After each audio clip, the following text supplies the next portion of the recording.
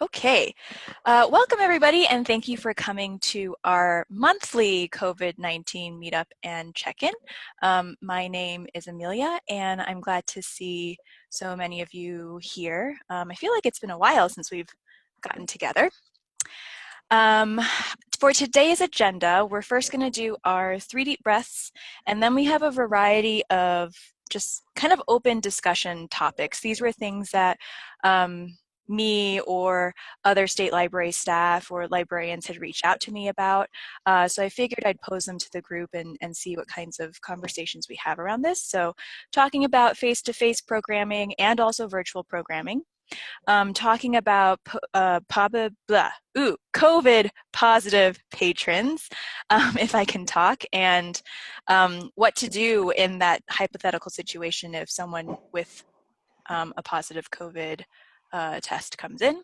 Talking about COVID reference. I know there's been a lot of information that we've talked about and that I'm sure you all have received about COVID, but talking about any questions that you're getting from patrons or needing any resources, then discussing telemedicine support, and then having announcements and resources.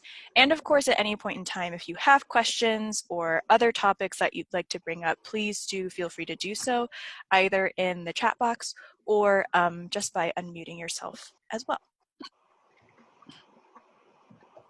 So the first thing is our 3 deep breaths, and this picture is actually from my first backpacking trip, which happened this past weekend. I went with a friend near Augusta and wasn't eaten by bears, only fell into the stream a couple of times. And it was really fun. So it was a beautiful, beautiful fall day, and there were all these aspen trees, and the wind was it was not gently blowing. It was actually like tunneling through pretty hard. But it was cool to hear all the aspen leaves. So just kind of evoke that image as we do our 3 deep breaths. So you can sit up tall, kind of open up your chest, try and bring your belly button towards the back of your spine, and really try and move it out and in as you breathe. And we'll do our 3 deep breaths. So inhale.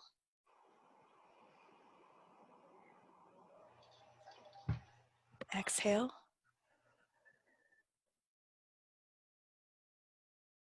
Inhale. Exhale. Inhale. And exhale. Awesome. So the first topic of discussion is face-to-face programming and just kind of programming in general. I know that when I and other state library staff have checked in with libraries this summer, we were able to do, a lot of libraries were able to do things outside, and even into October because the weather was super nice. And now that things are getting a little bit chillier out, I was just curious to see what that discussion was like in your library, if you were planning on doing any face-to-face programming, if so, under what context or restrictions, or if you were thinking of resuming or beefing up any virtual offerings that you have. So yeah, if you have any questions about virtual programming or face-to-face programming, or just kind of want to share what you're doing, this is the time to do so. And I did want to remind people that if you do have virtual events, feel free to submit them onto the Montana Community Events Calendar. And I will grab that link and stick it in the chat box. But you can submit things on here, and it'll be publicly available for anyone who looks at it. So I dropped that link into the chat box. But yeah, any thoughts, concerns, ideas about programming and what people are doing for the fall/winter? Or maybe you are going to keep doing it outside. Maybe this builds character.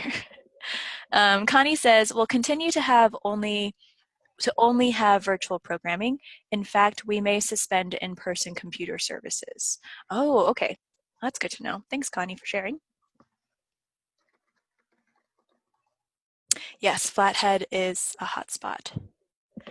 Joey says, Whitefish won't have any face-to-face programming. However, Mary Drew is still able to take her storytime panels outside.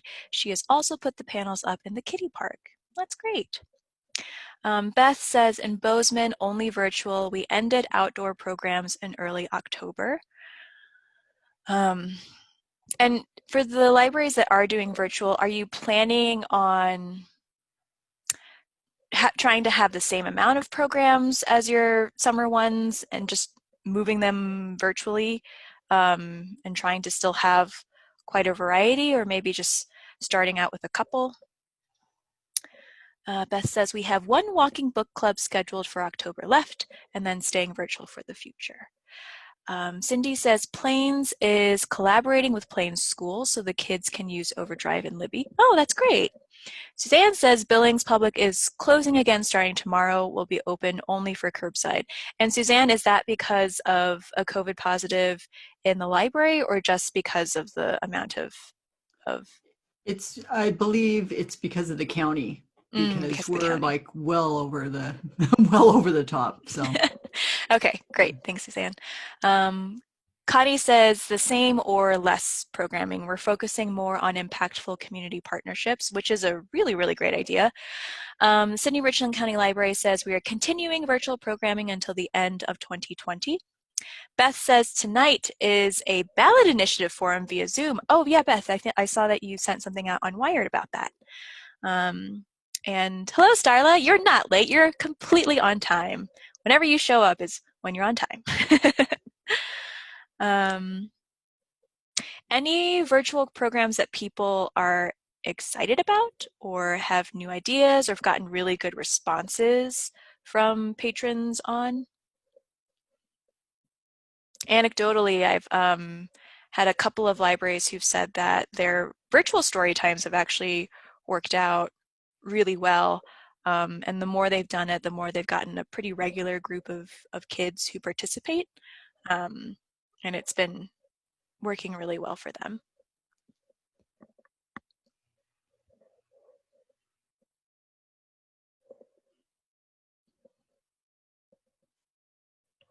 Connie says, takeout storytime kits have been popular.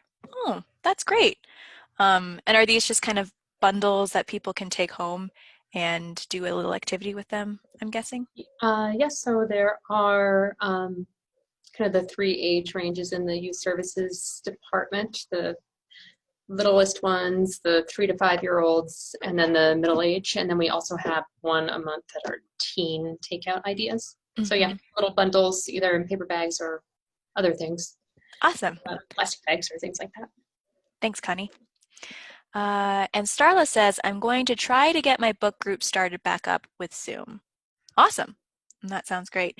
And as a reminder, for those of you who maybe haven't done virtual programming yet or are looking to try Zoom out, the State Library is offering to do your first program, your first virtual program with you. So whatever first session you're doing, feel free to email me or anyone else on the State Library staff, and we can host that for you so you can have at least one session to see what it's like and see if you like it.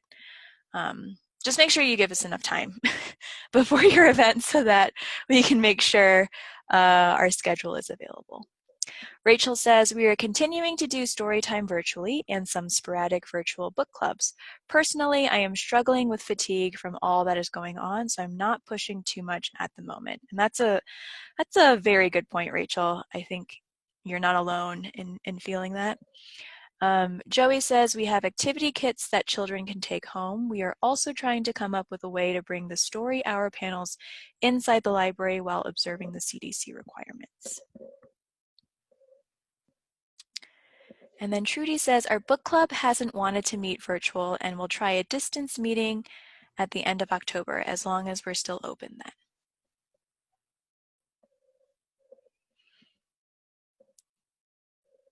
Cool. Any other thoughts or questions regarding programming? This is Jo, Amelia, and this came out of the ARSL conference. My group at the ARSL conference went to the Learning Circle session, and so that prompted a follow-up discussion about peer-to-peer university, which is an IMLS-funded project that kind of promotes the library of things idea, the library of people idea that you can kind of learn together. And so my little group is interested in maybe sponsoring over the winter sometime a one or two peer-to-peer learning activities statewide for librarians, or maybe one for patrons that we could coordinate statewide. So we're just starting to talk about that. But if you haven't been to the peer-to-peer university website, which is P2, the number 2, p2pu.com, then I would really suggest you take a look at that. There's a lot of kind of cool things. Thank you, Amelia, for putting the link in the chat box. But stay tuned for more information on that.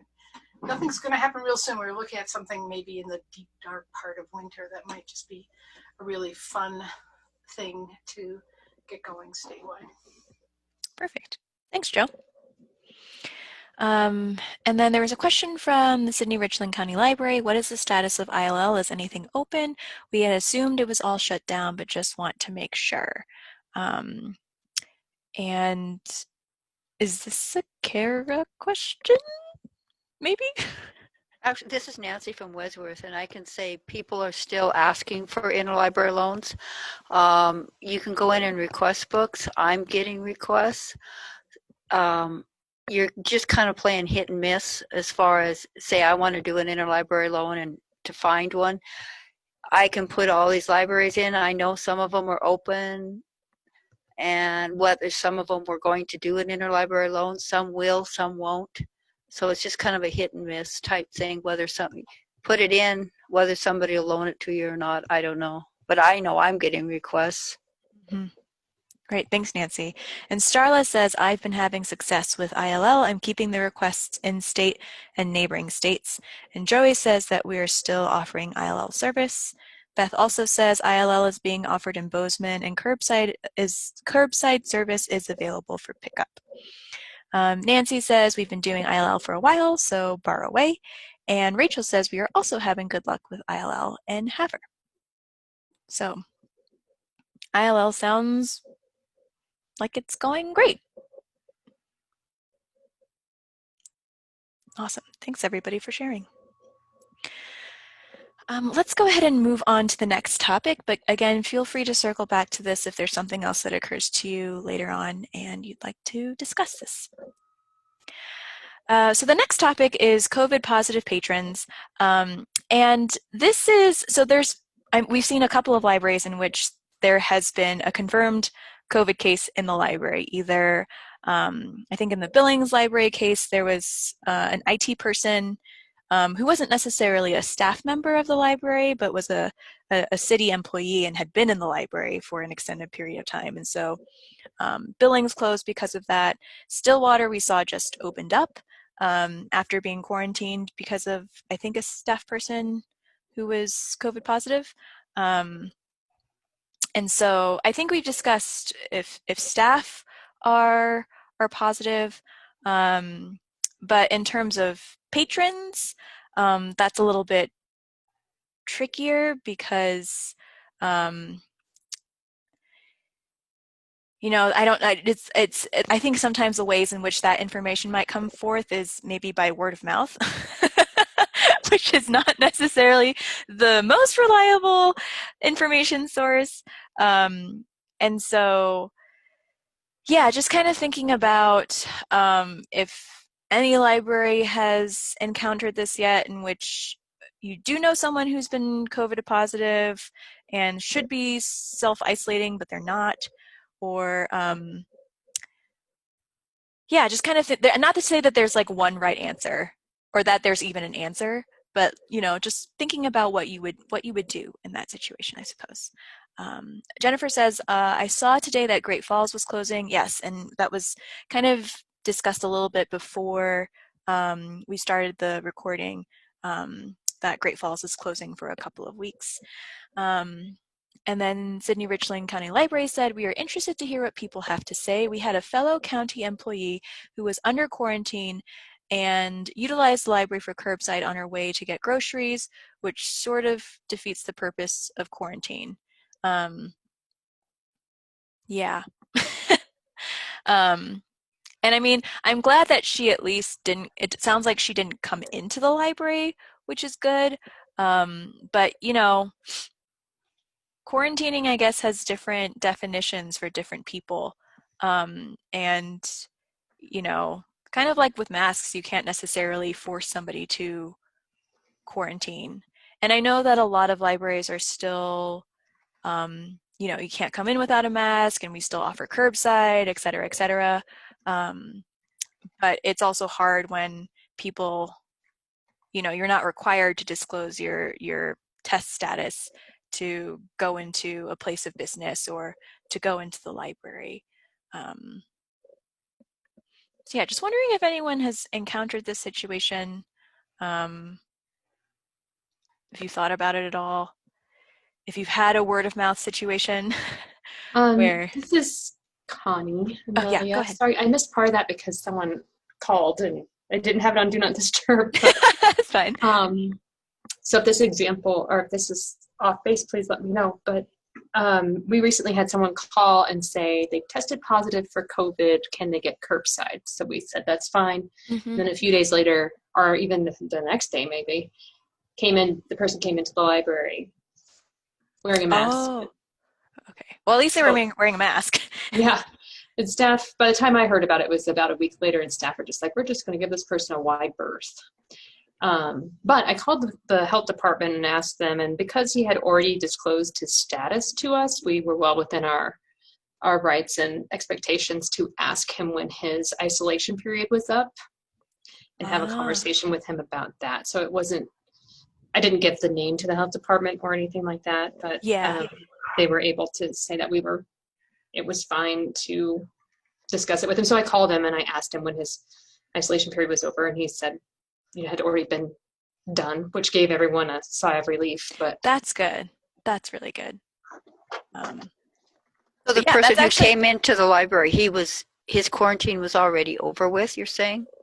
Yes. So Okay. Staff knew that he had COVID because he had called ahead of time to see if curbside was okay. And I guess when he came in person the next day or the day after that, didn't say anything to anyone about his status being over or his isolation being over.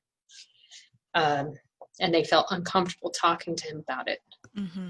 But the health department said it was fine to approach him, and because he had already disclosed his status to us. Mm-hmm. Well, that's actually a really great example. And yeah, I think if it's something that someone willingly tells you, then that's good to know that you can definitely have a conversation about that. But I am also glad that his quarantine period was over before he came into the library. And also I've had actually a recent experience where close family friends of ours did have COVID, and our family was asked to quarantine, which is different than isolation. Isolation is if you actually have it. Mm-hmm. And we were told we were able to go to the grocery store with masks on, or a few other things that seemed critical to us under that situation where we were in close contact. So I don't know if that helps Sydney Library at all, saying it if the person was under quarantine but you use the library for curbside. It may have been how she was instructed by the health department. I don't know. Yeah, and I think, in general, I think with anything regarding COVID, it's always a good idea to check with your local health department because I did look into quarantine enforcement, or I'd read that in certain areas, certain really hotspot areas, I think they were doing this in New York and in California, where people who were very obviously flouting the shelter in place or the 10-person, 15-person limits for gatherings were getting fined or getting jail time or receiving some sort of legal punishment. And looking into that is very either it's very local specific. So there's not a cut and dry way of dealing with that. But I think in general, if you have any questions or if you're not really sure, you should talk to your local health department and just kind of let them know what your concerns are as the library and as a public place. But thanks for sharing, Connie, and thanks for everybody else for contributing too. Yeah, I figured I'd just bring this up because we have talked about staff situations, but we hadn't necessarily talked about patron cases. So just something to think about. And feel free to reach out too if you do encounter this situation and you just need someone to talk through it. And you know, the more that we all know, the better prepared that we all are.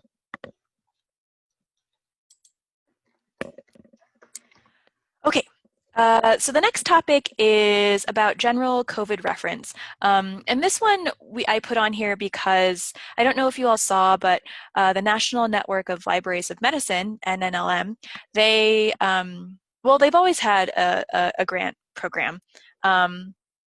And they have health outreach grants specifically, and they just released a grant opportunity for COVID information and health literacy grants, so programs that address that specific need.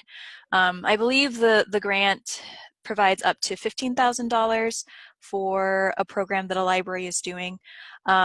So if you want more information about that, feel free to let me know and I can connect you. But I was curious to know if, you know, you guys have had a lot of really great questions about COVID just from like an administrative standpoint, but are people coming into the library asking for information on COVID? What kinds of questions are you getting? Where are you referring people to? Is this a need that we should try to address a little bit more?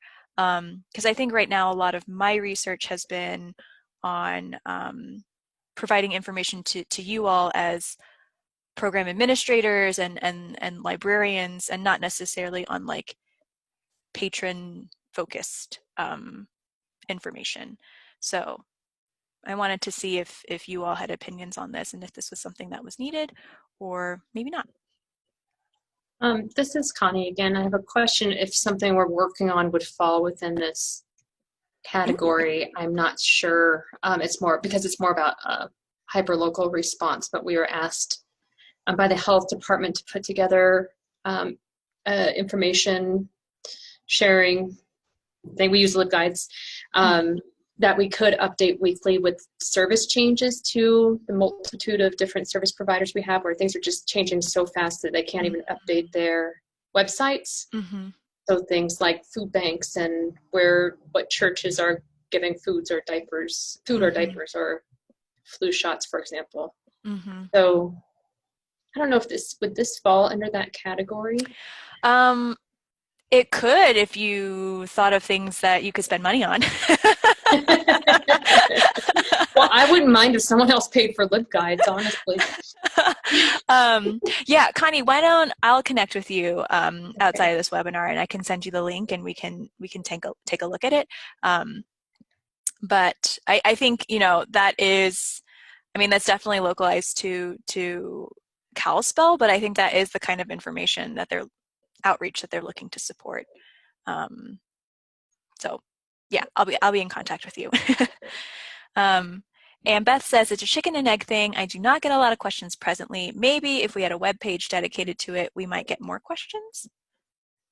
And that's true. Sometimes, Joe, is it the Dunning-Kruger effect? People don't know what they don't know. And then once they do know what they don't know, then they have many more questions about it. It is a condition of humanity that we don't know. Yes.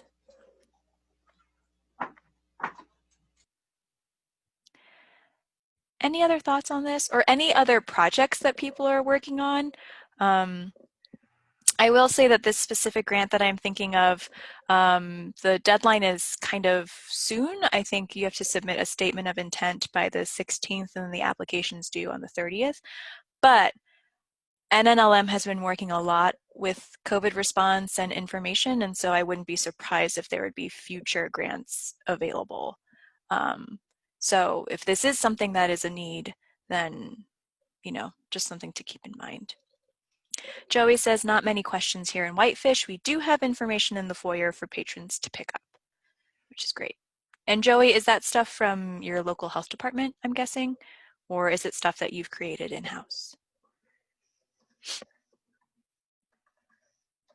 Local and state. Perfect. Thank you.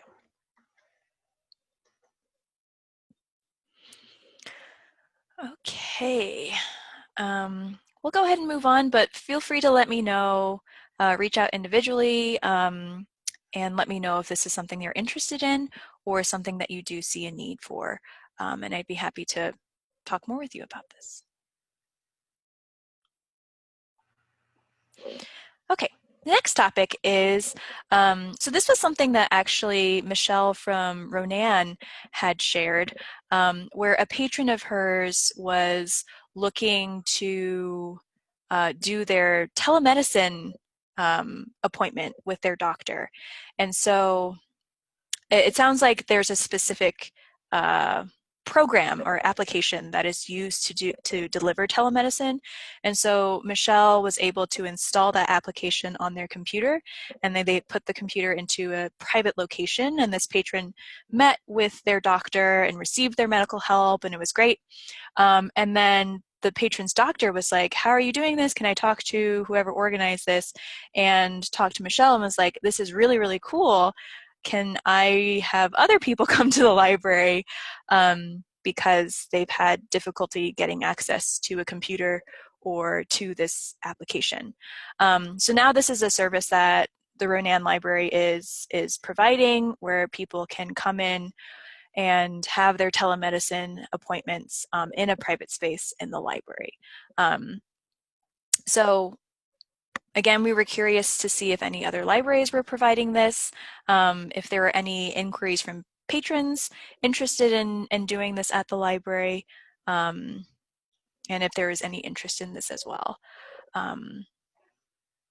I'm guessing that probably some people are using the hotspots maybe to do this, but not sure if you've heard one way or the other if that is happening or not.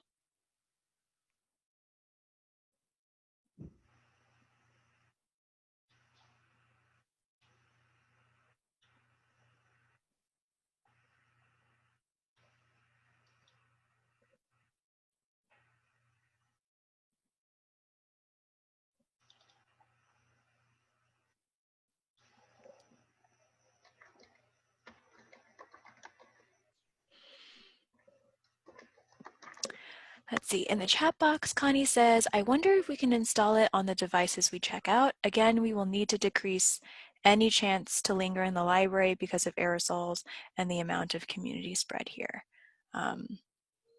Yeah, so maybe this is something that you advertise either with the hotspots or with the devices you check out and let people know that they can use them to access telemedicine.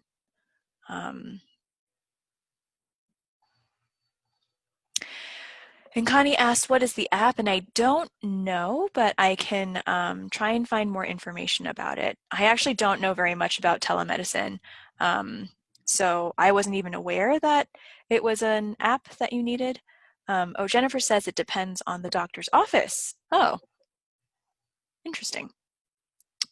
But yeah, Connie, let me talk with Michelle and see what app she was using. And then maybe do a little bit more research too and see what people generally tend to use, I guess. Maybe we could, or libraries could find out from their, like major health provider, like for example, at Flathead, Kalispell Regional, what kinds of things they use. For us around Billings, find out what St. V's, what Billings Clinic are using. I guess that probably have those pre-installed and ready to go. Mm-hmm. Yeah, and Jennifer the health says, department. Yeah, uses Helo. I will say this morning when I had a telemed appointment, it was just a link that the doctor sent, and I just put the link in, so there was nothing to install. So I don't really know what that one was, but I think checking with your local health places makes a lot of sense. Mm-hmm. So this question came up with my colleagues at other state libraries, CE colleagues, Oh, really? a couple weeks ago actually, and I was that was about the time that I was meeting with someone from the national network, and so I asked them about it, and I did get some information. I'll put some links in the chat box in a second, but one of the things that came up was that a library in Kentucky set up a partnership with their VA, with their Veterans Administration, to provide telemedicine services to veterans. And that was an interesting model. So I think this is actually likely a thing that's likely to grow. And I know that the CE cohort is looking at, trying to build out some training for libraries about it. So be very interested in hearing people's experience, and I'll certainly share what I hear. But, That would be great, Joe. I'll put a couple links in the chat to start about this VA project in Kentucky that might be of interest. Perfect. Very timely. Any other questions or comments about this, or if you know of a library that's doing this?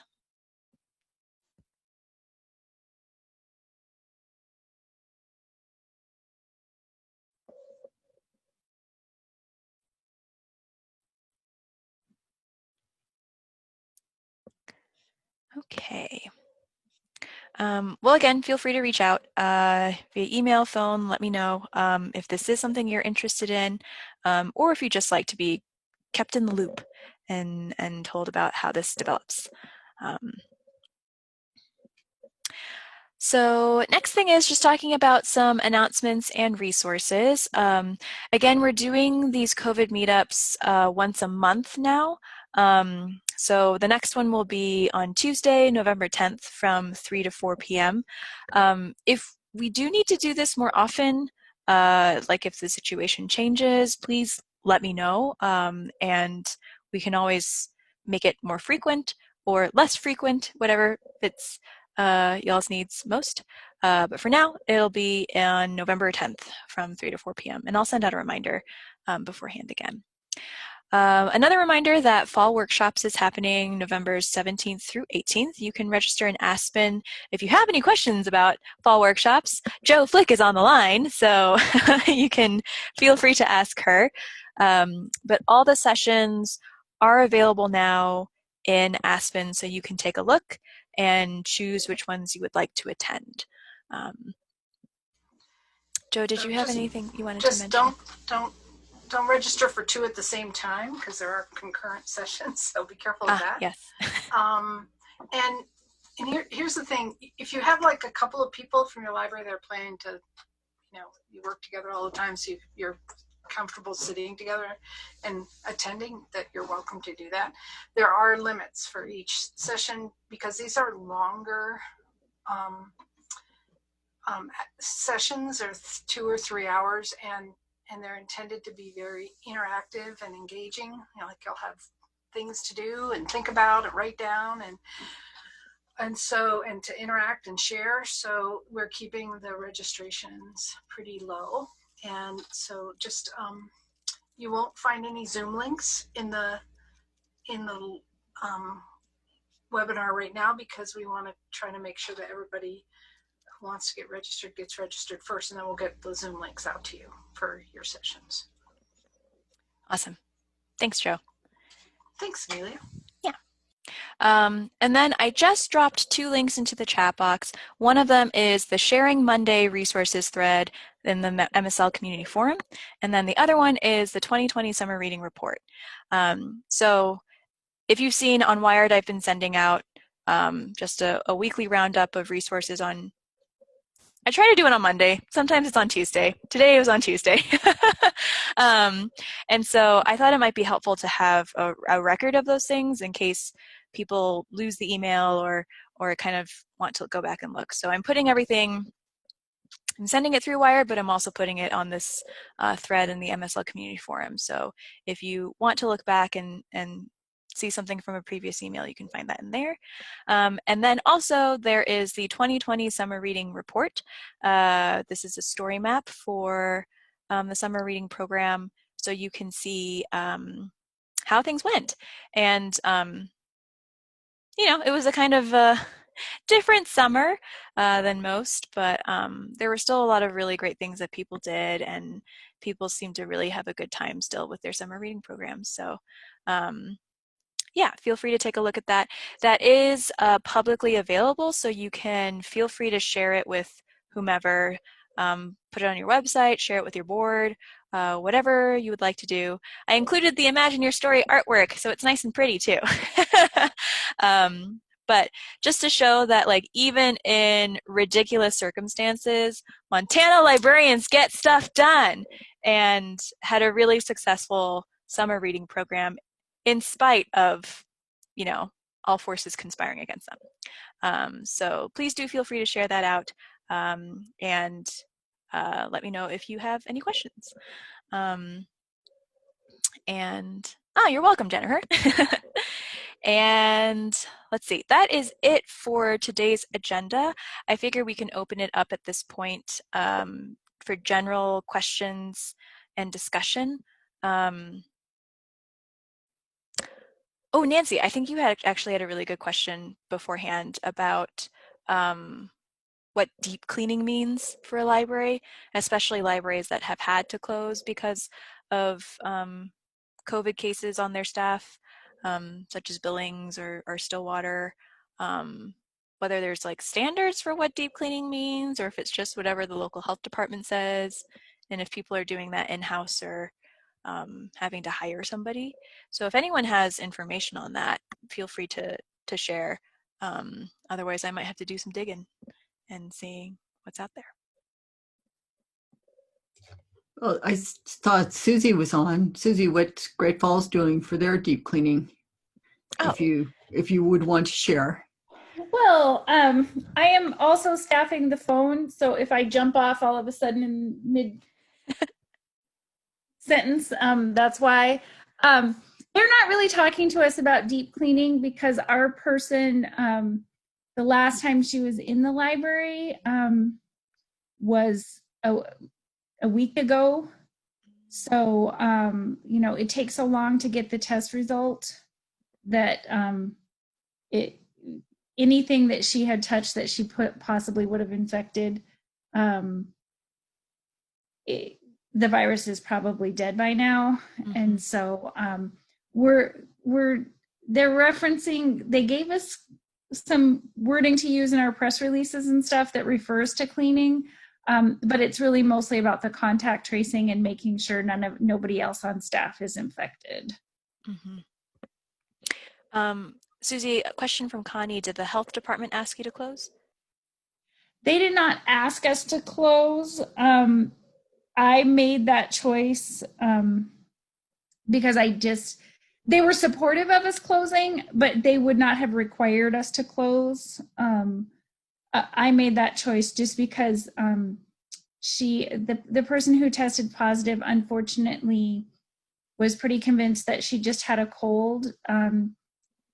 So we were short-staffed, and she really didn't want to leave people in the lurch. So she continued to work, and you know, she was thinking that she was doing the best thing, but the fact is that almost the entire staff worked with her while she was not feeling well. So we just don't have enough people to be open.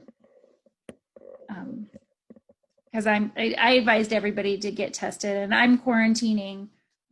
Most of the staff is quarantining. Luckily, we had 2 people that were on vacation, so they are checking in all the books and doing curbside by themselves.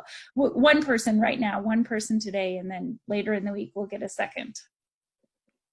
Great. Thanks so much for sharing, Susie. And Connie says that's such a tough call. Good job, Susie. And yeah, that is a tough call. But thanks so much for sharing. Well, I'm just finishing up my 2 weeks of quarantine after flying on a plane. I mean, there's exposure everywhere right now, and we all have to be so careful. I'm assuming people were wearing masks in your library, and I'm hoping that that was enough, Susie. So good luck. Yep. Any other any other questions or comments about cleaning and what that means?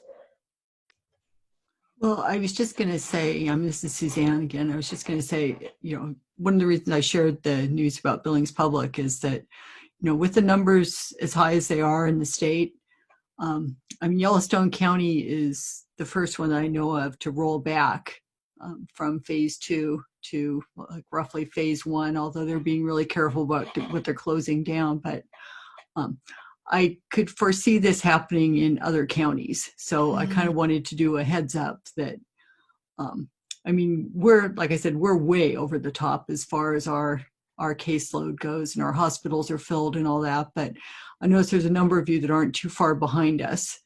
So I think this is the time to start thinking about, what to do as we, and I hate to think about this, but, rolling services back again.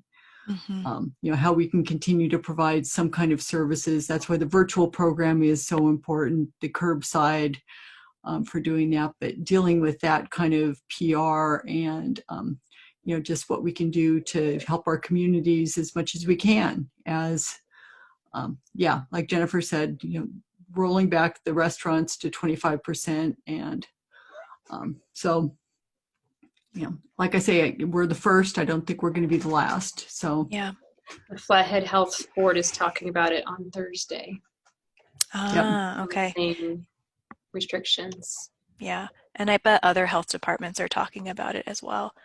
It is, you remember how quickly things changed at the end of March, first part of April, and where all of a sudden, like, everybody was shutting down things because of what was happening in other states, just to be sure that we were ready.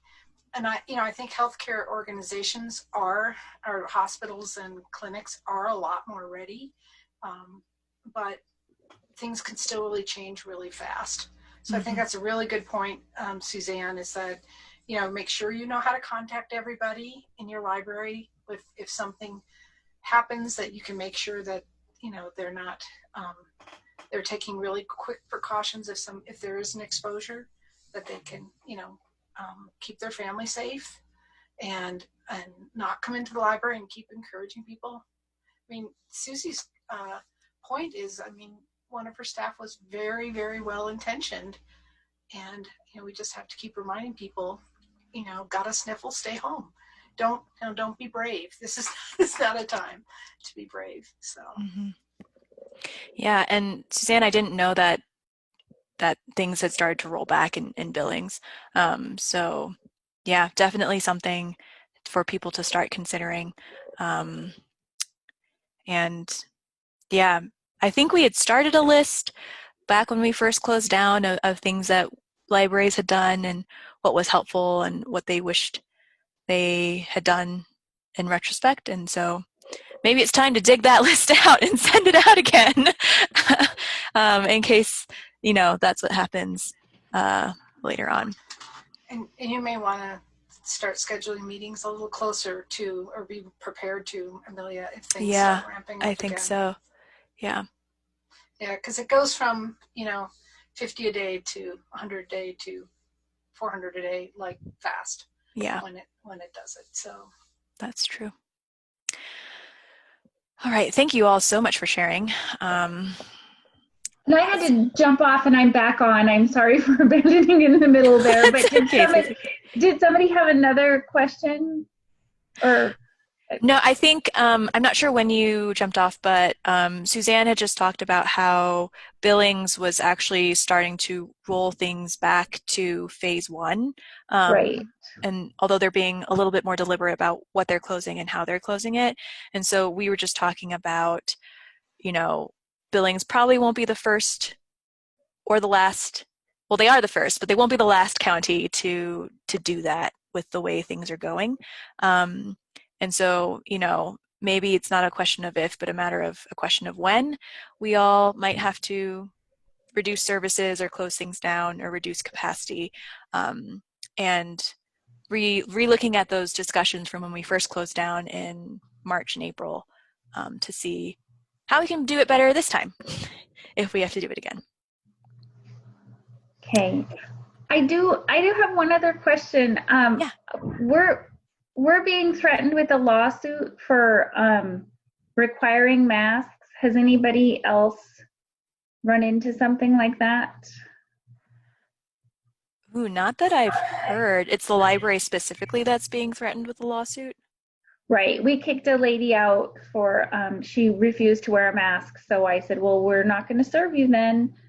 You can do curbside service, but you can't check out without a mask. And so she's written up this whole thing, and she's actually asking for mediation. But if we don't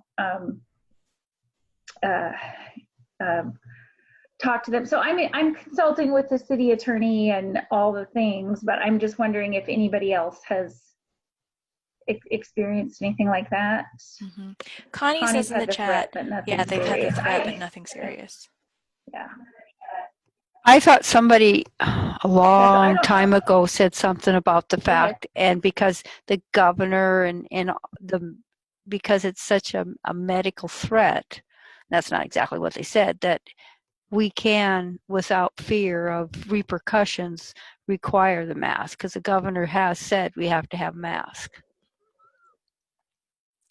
Yeah, Joey in Whitefish says, we haven't had any trouble yet. Rachel says, not masks. We did have a guy make a fuss that seemed to be going in that direction because we have parts of the building closed off and it's, quote, supposed to be public, unquote. Connie says, our county attorney said she doesn't think they will be able to find legal representation. Yeah, I hope it's just people rattling their sabers. But and I haven't heard anything from any other library thus far. And Nancy and Laurel says we had someone get very upset and refuse to come in again, but we haven't heard anything about a lawsuit. So,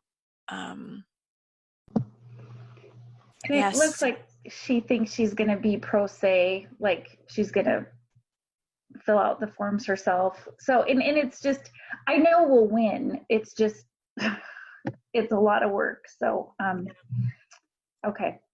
Good to know that other people are threatened, but not, nobody else has seen anything in actual court. And if I hear of anything, Susie, I'll let you know and connect you with whomever. But so far, I've not heard anything about an actual lawsuit going through. And Jennifer says you were offering alternatives, so I don't know if she can get that far. And let's see, there was something, Connie had put in some comments saying that we recently thought through how many staff we need to run things at different levels and documented it so all staff can understand. So going back to the conversation about if we have to close, when to do it and how to do it, that's actually a really great thing to do, to run through the different stages and who would be doing what and where staff would be. And going back down, referring to the lawsuit, the Sydney Richland Library said, we have had people get upset, but we explained that we have curbside services for those who do not like the guidelines. And Pam says, right, service wasn't denied, just other options.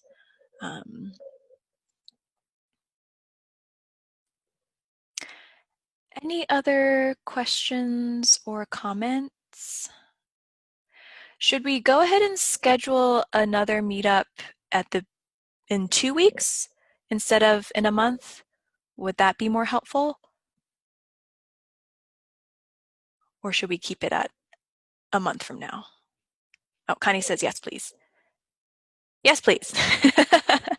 2 weeks would be great. Awesome.